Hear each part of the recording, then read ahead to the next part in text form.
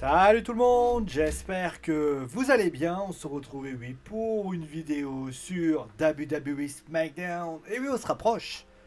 On se rapproche vraiment de WrestleMania. Donc on est bien à 2 semaines. Voilà, dans 2 semaines, la plus grande scène du monde du catch professionnel sera là. Donc nous avons eu, donc, on en parlera tout à l'heure, tout de suite après, Cody Rhodes qui était en discussion avec Roman Reigns. Il y avait Rollman qui était par là-bas. Derrière, il y avait notamment les Damage Control qui sont là, avec finalement des personnes qui sont derrière moi, qui sont pas en super forme. Il y a eu également des qualifications pour les titres par équipe. Et également un match entre Santos Escobar et Rey Mysterio, on va en parler bien sûr.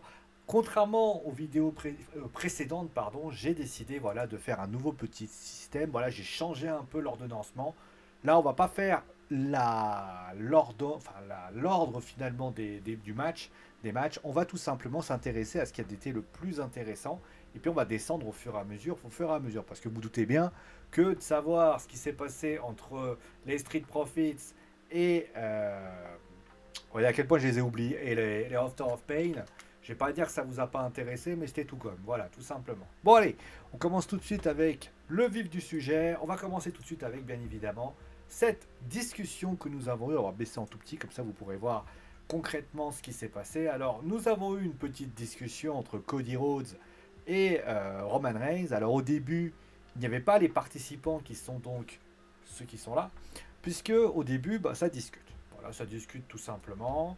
Et il s'avère que le premier qui vient d'ailleurs, c'est Roman Reigns. Et puis par la suite, eh bien, alors il le dit de nous reconnaître, bon, comme d'hab. Et puis par la suite, eh bien, Cody Rhodes fait alors son entrée. Et là, Roman Reigns lui dit, t'es pas là, t'es pas bon pour faire le job. T'es pas fait pour ça, t'es pas fait pour être un visage de la WWE. Et tu sais pourquoi? Parce que t'es un idiot. Et là, il dit, écoute, tu veux vraiment t'allier à mon petit frère, My Little Brothers, Seth Rollins? D'ailleurs, il donne un argument qui est de poids, il dit, d'ailleurs à Raw, je sais pas c'est quoi. Parce que bon, il y a eu notamment un truc, et Seth Rollins, il était où? Il était bloqué aux embouteillages. Moi, honnêtement, voilà, moi je le connais, Seth. Hein. Quand il s'agit de poignarder les gens derrière leur dos, il est quand même pas mal. Et c'est pour ça que t'es un idiot. Et là, Cody Rhodes, il rétorque, qui dit, bah ouais, mais bon, rappelle-toi du Shield. Hein. D'ailleurs, tu parlais du Shield, vous étiez imbattable. Mais rappelle-moi, qui a gagné contre le Shield, qui a battu le Shield pour la première fois. Je vais te donner un indice, c'est un peu des Rhodes. Et là, Cody Rhodes qui dit, est-ce qu'il peut faire confiance à Seth Rollins? Oui, peut-être que tu as raison, mais au final, je sais qu'il te déteste plus que n'importe quoi. Et là, il recommence, il dit, hmm, est-ce que tu peux vraiment faire confiance au Rock? Parce que, qui est aux commandes? Toi ou le final boss en clair, Dwayne The Rock Johnson? Et là, Roman Reigns lui fait, tu parles comme un politicien, tu promets des choses qui n'arriveront jamais. Et de toute façon, tu sais pourquoi? Parce que tu restes un numéro 2. Et tout simplement, voilà. Et moi, je resterai le numéro 1. Et là, bon, on lui dit bonne chance.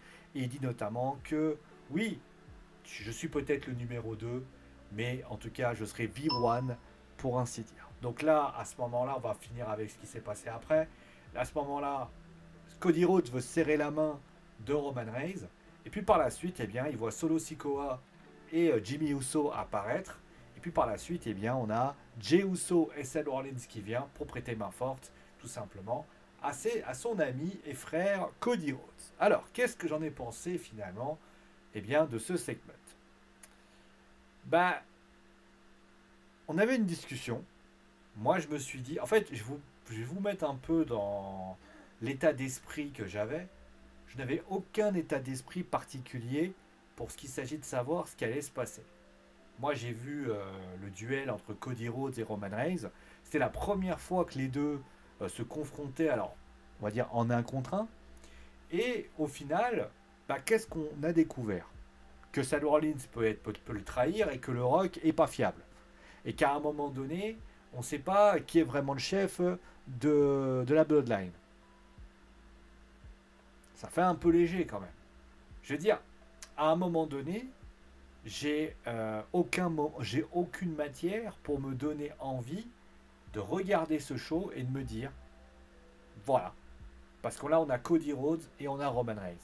Là, le discours de Roman Reigns c'est de dire, bah attention, est-ce que tu peux faire confiance à Seth Rollins? Le discours de Cody Rhodes, c'est de dire, est-ce que tu peux faire confiance au Rock?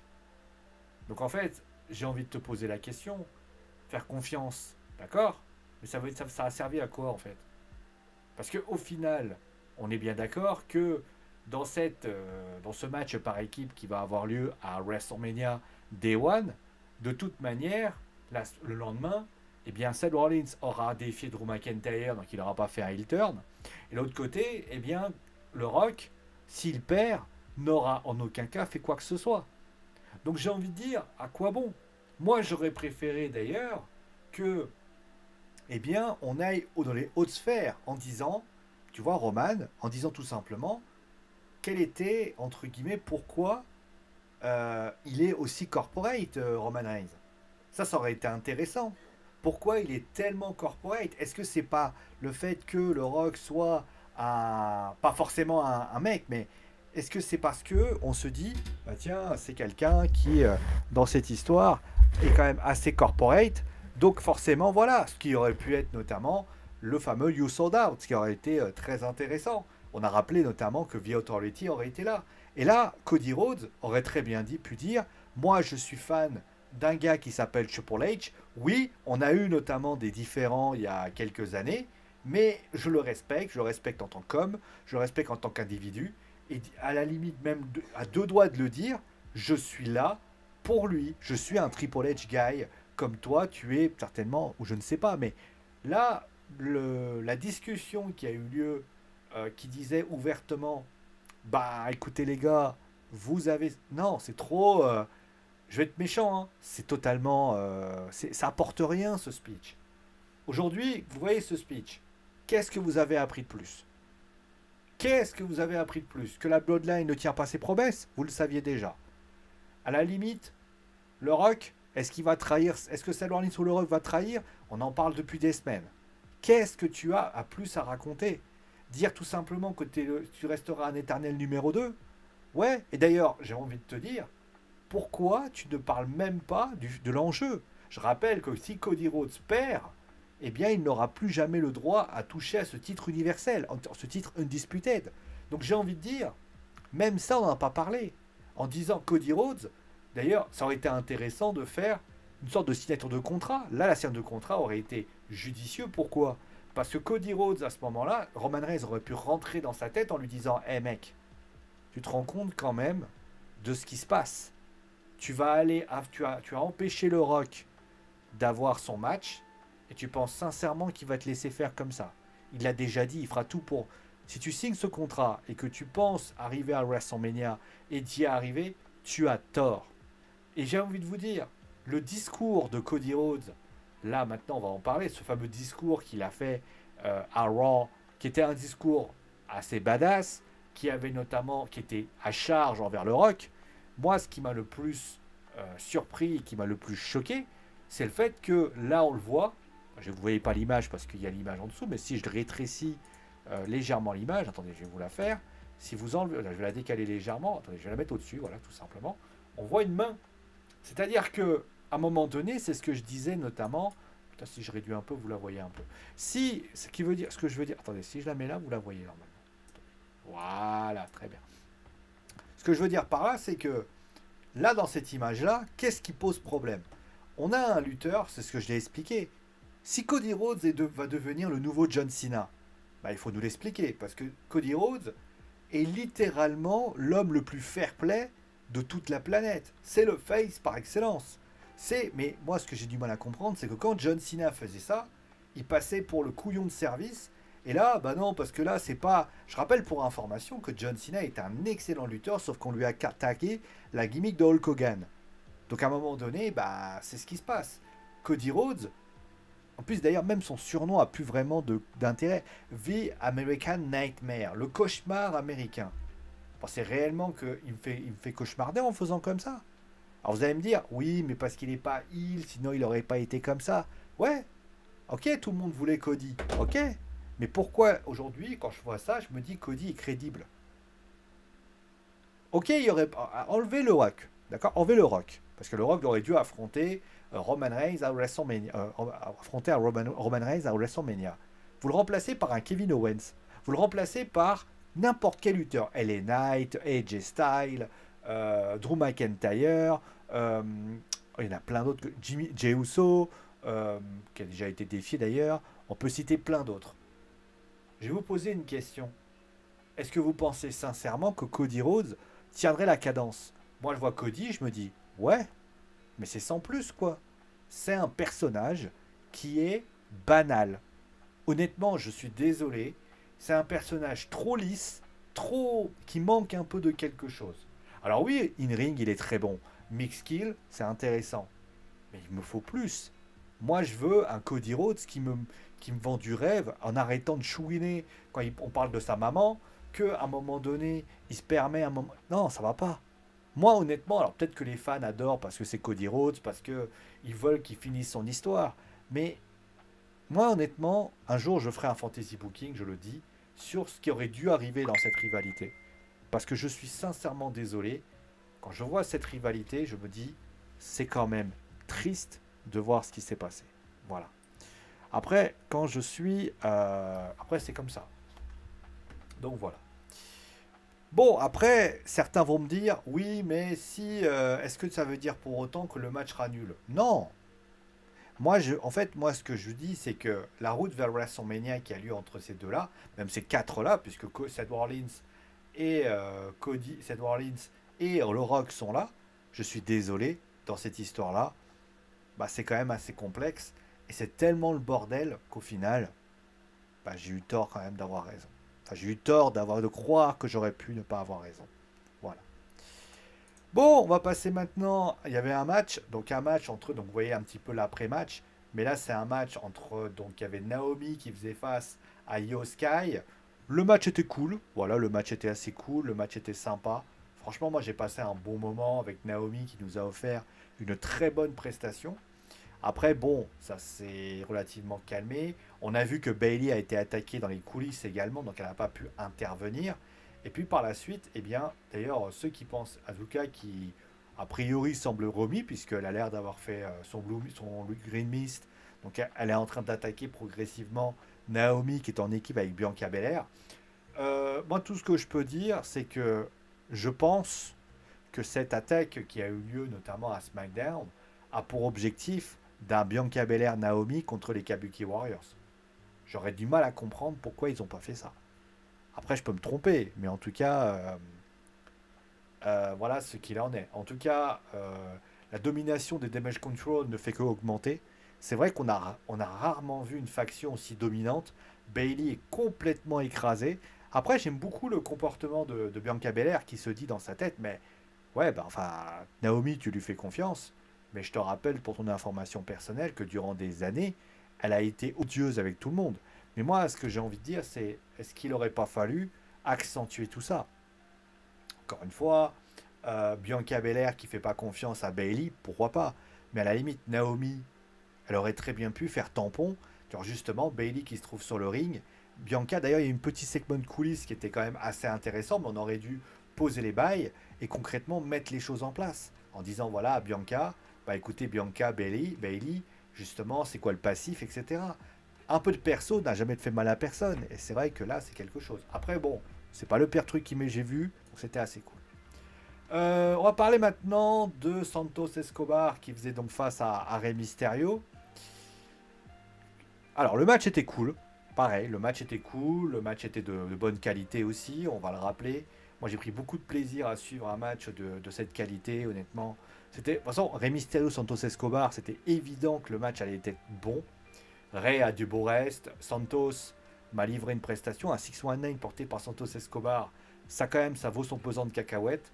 Donc ça, j'ai trouvé ça assez cool. Et j'ai trouvé que c'était assez grand et assez fort. Par contre, permettez-moi de poser la question de l'homme qui est tout à droite. Bien évidemment, si vous ne le voyez pas, je vais mettre ma tête sur lui. Allez, si je le mets comme ça, vous le voyez. Oui, voilà. C'est qu'à un moment donné, parlons bien évidemment de Dominique Mysterio. Alors, je me dis, peut-être que Dominique, à un moment donné, il veut affronter Andrade et l'Idolo.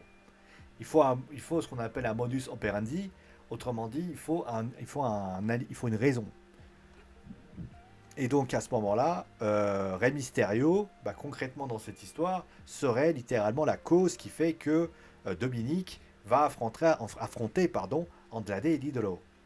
Mais moi, si je peux me permettre, après, faites ce que vous voulez, hein, mais je trouve que c'est complètement surréaliste. Dominique est obligé de venir à SmackDown pour faire coûter la victoire à son père. Et surtout, je suis désolé, est-ce que Dominique Mysterio fait partie du Judgment Day? À la limite, il aurait été dans un groupe à part, dans un mec à part. J'aurais dit, ouais, bon, allez, pourquoi pas. Sauf que là, Dominique, il est au Judgment Day. Quel est l'intérêt qu'il a à venir semer la zizanie dans cette histoire, pour ainsi dire? Il n'y en a pas. Il n'y en a pas. Et honnêtement, moi, j'ai trouvé ça assez étrange. Encore une fois, la solution de facilité. Alors, vous allez me dire, c'était une petite autoroute, ils en sont servis. J'arrête pas de parler d'autoroute depuis quelques temps. Mais moi, mon point de vue, il va être simple. C'est que si Dominique était là, ben, envie de dire, il y avait peut-être d'autres façons de le faire. On aurait très bien pu mettre d'autres interventions. Il y avait quand même d'autres personnes. Je précise quand même que Wide et Joaquin Wide et Cruz El Toro n'étaient pas là. Ça aussi, voilà. Après, vous me direz, il n'y avait pas non plus les deux autres là-bas. Les Humberto Carrillo et comment il s'appelait, Angel Garza. Alors, j'ai plus leur nom maintenant, hein.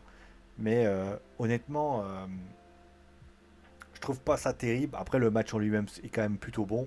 Et ça, c'est plutôt une bonne nouvelle pour ainsi dire. Bon, et on va terminer bien évidemment avec les deux matchs, donc qualification. Donc on avait donc Grayson Waller et Austin Theory qui se qualifie donc pour la finale, puisque ce n'est pas une qualification directe, c'est une finale. Donc il y aura les Street Profits qui affronteront donc la team Theory Waller. Donc voilà. Et donc on a vu notamment ce petit tombé fait sur le Gallows. Les aussi qui ont perdu, mais bon ça après c'était pas une surprise, sachant que ah oui les aussi d'ailleurs ils se trouvent du côté de NXT, même si on les a un peu disparus. Pour du côté des Street Profits contre les Author of Pain, bah, j'ai envie de dire ouais, bah, de toute façon il y a un heal contre face, c'était un peu la loi. Après, certains vont me dire ouais mais est-ce que c'était pas un peu ouais mais bon quand on y pense bien, c'est quand même logique. Je rappelle que les Author of Pain ne les voient pas du tout sur des échelles, donc c'est quand même un peu plus justifié pour ainsi dire. Après, moi je trouve que du côté bien de Raw, il y a quand même du beau monde. Là, du côté de SmackDown, on tâtonne quand même encore un petit peu. Mais bon, en tout cas, Grayson Waller contre et Austin Theory, pourquoi pas. Après, est-ce qu'ils vont se qualifier pour le prochain tour? Peut-être. C'est toujours possible, hein. On peut toujours voir quelque chose. En tout cas, ce qui est certain, c'est que bah, dans ce match en question, les deux matchs ont été intéressants. Bravo d'ailleurs aux aussi, d'ailleurs, qui ont livré quand même une prestation globalement intéressante. Après, même si ça reste globalement assez abstrait, mais c'était enfin abstrait, ça reste quand même. On aurait pu les avoir aimés. Les aussi sont quand même une bonne équipe. Malheureusement, ils ne sont pas utilisés à leur juste valeur, c'est ça que je veux dire. Après, pour ce qu'il s'agit de Aka, c'est vrai que c'est leur première défaite. Ça aussi, c'est un peu chiant, mais bon, c'est comme ça. Mais globalement, voilà ce qu'il en est. Bon, je... Que dire? Que dire, que dire, que dire? Vous vous souvenez que la semaine dernière, j'avais trouvé le show assez banal. Cette semaine, il y a 2 semaines, je me suis dit, on va taper. J'ai principalement visualisé le segment entre le Rock, Seth Rollins, Cody Rhodes et Roman Reigns. Et j'avais dit, ouais, bah c'est un peu le même délire en fait. Pour ce WWE SmackDown édition du 22 mars 2024, à 2 semaines de WrestleMania, bah, ça reste un show, de mon point de vue, globalement décevant. Alors ça veut pas dire que le show ne gagne pas de qualité. Je veux dire, les matchs sont plutôt bons. Le segment entre guillemets entre Cody Rhodes et Roman Reigns se regarde. Hein, ils font du beau jeu d'acting et honnêtement, on n'a rien à voir là-dessus. Mais le problème, c'est qu'on n'apprend rien en fait. On n'apprend rien. Moi, j'aurais aimé. Moi, en fait, j'aimerais savoir à un moment donné. Alors, ça a été expliqué, mais j'aimerais qu'à un moment donné, au lieu que ce soit le truc basique, mais qu'à un moment donné, Bailey et les Damage Control, on ait la vraie raison de la trahison. Alors vous allez me dire, oui, on le sait, c'est parce que les considérait Bailey comme une sorte de vaste blague ambulante. Je veux bien, j'ai pas de problème avec ça. Mais vous vous rendez compte quand même que du côté de la WWE, bah, ça reste encore une fois une fédération qui a du mal avec WrestleMania. L'année dernière, c'était pas ouf. Cette année, c'est encore pareil. Et le pire dans tout ça, c'est que les shows en fait, ne nous donnent pas envie de suivre. Moi, en tout cas, c'est comme ça que je vois les choses. Alors oui, je suis fan de catch, et si vous me demandez est-ce que je vais suivre le show de WrestleMania, bien évidemment que je vais le suivre. Pensez réellement que je vais pas suivre un show aussi intéressant? Bien évidemment que oui. Mais on est face à une problématique qui est de taille. C'est que quand on a le main event, les deux main events qui sont présentés, bah tu te dis dans ta tête, putain, ils vont mettre le turbo, ils vont mettre ce qu'il y a à faire. Quand tu vois que ça reste léger, tu as l'impression qu'ils lâchent pas les chevaux. Alors, après, on le sait, les main events ont eu particulier, puisque normalement Cody Rhodes devrait affronter Seth Rollins. Mais c'est pas une excuse. Moi, mon point de vue, je trouve que Cody Rhodes est trop lisse, que Roman Reigns est effacé, que le Rock, à un moment donné, bah, il n'était pas là. Mais je trouve que c'est celui qui fait la meilleure impression dans cette histoire, que finalement Seth Rollins, bah, il doit gérer deux rivalités en même temps et que c'est très compliqué pour lui de les gérer, qu'à un moment donné, les ceintures par équipe, oui, ils vont faire un leader match et ce sera plutôt un bon match, mais au final, ils ont fait ça rapidement, que Sami Zayn, oui, il n'était pas prêt pour ça. Bah, il va falloir développer, mais il y a trop de choses qui nécessitent peut-être une refonte pour essayer de voir. Après, c'est trop tard. Mais je trouve que Cody Rhodes est vraiment... Moi, j'étais pour que Cody Rhodes... Enfin, j'étais court. J'étais contre l'idée, pardon, je veux dire ça comme ça, que Cody Rhodes ait ce match de championnat. Pas pour ses raisons pas pour ses qualités qui étaient quand même assez discutables, mais tout simplement par le fait que pour moi, Cody eh bien, était à Raw et Roman Reigns était à SmackDown. Mais je trouve que les semaines d'avant, depuis qu'il était revenu, il m'avait apporté quelque chose, il m'avait montré quelque chose. Là, depuis qu'il est, je le trouve tellement antipathique, je le trouve tellement transparent. Et c'est pas Cody Rhodes. Cody Rhodes est capable de faire bien mieux. On parle d'un mec qui est capable de parler mal. Le mec, mais en fait, d'ailleurs, je vais même vous présenter. D'ailleurs, quand je ferai le fantasy booking, je vous proposerai un storytelling. Vous allez vous dire, alors vous allez me dire, ouais, mais c'est un peu copié. Mais à un moment donné, vous croyez que la AEW ne copie pas? Bien évidemment que oui, et toutes les fédérations se copient. C'est comme ça. Je veux dire, d'ailleurs, les rivalités WWE, la WWE se copie elle-même. Donc, ça n'aurait pas été surprenant pour ainsi dire. Mais en tout cas, je trouve que c'est pas bon, c'est pas terrible. Et au final, bah, dans cette histoire-là, on peut se dire une chose, c'est que la WWE dans cette histoire, bah, le plus triste, c'est qu'on a une route vers WrestleMania qui avait bien démarré, franchement, avec un mois de janvier où on s'est dit putain, ça va être top, avec notamment une conférence de presse, où on s'est dit putain, ça va être top, que finalement, quand on a vu Triple H qui nous parlait d'autorité aux côtés de Adam Pearce et de Nick Aldis, on s'est dit ça va être top, mais vous savez, à la fin, c'est tellement pas top qu'au final, c'est du flop. Voilà. Allez, merci à vous tous d'avoir suivi l'émission.